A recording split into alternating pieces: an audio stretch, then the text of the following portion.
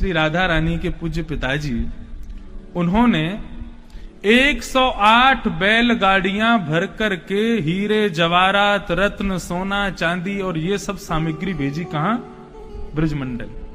ध्यान से सुनना, ये कथा हम बहुत कम सुनाते हैं। ठाकुर जी के ब्याह की कथा है, किशोरी जी के साथ। 108 बैलगाड़ियां भर करके सामान आ रहा था। ठाकुर जी बड़े प्रसन्न, हमारो ब्याह है, वारो है। पूरे ब्रजमंडल में, वृंदावन में सब आनंद हो रहे थे कि भैया बरसाने से छोरी आवेगी हमारे लाला के काजे, ऐसा सुंदर ब्याह होगो, ऐसा सुंदर संबंध होगो। 108 बैलगाड़ियां भर करके सामान आया तो नंद बाबा ने अपने मुनीम से कही कि भैया मुनीम, जितनी सामग्री आई है वो सब सामग्री गिनो और सबका मूल्य निकालो, और मूल्य निकाल करके हमको बताओ, फिर कल हम सबको दुगना दुगना करके बरसाना भिजवाएंगे।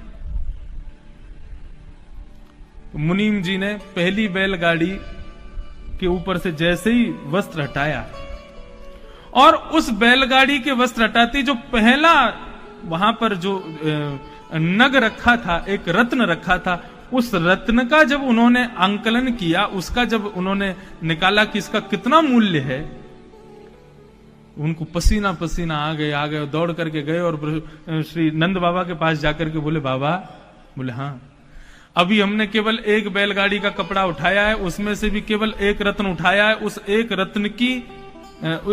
रत्न का मूल्य कितना है? कितना है?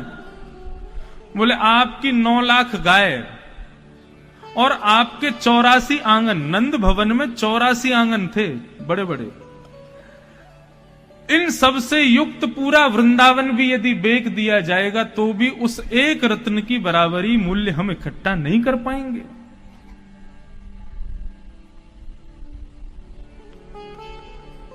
वृषभानु जी की होड़ हम नहीं कर सकते।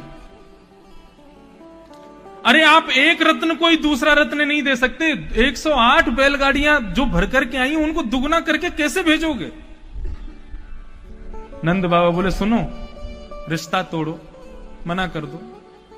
जितना सामान आया है दोबारा गिनो और सब वापस भेज दो।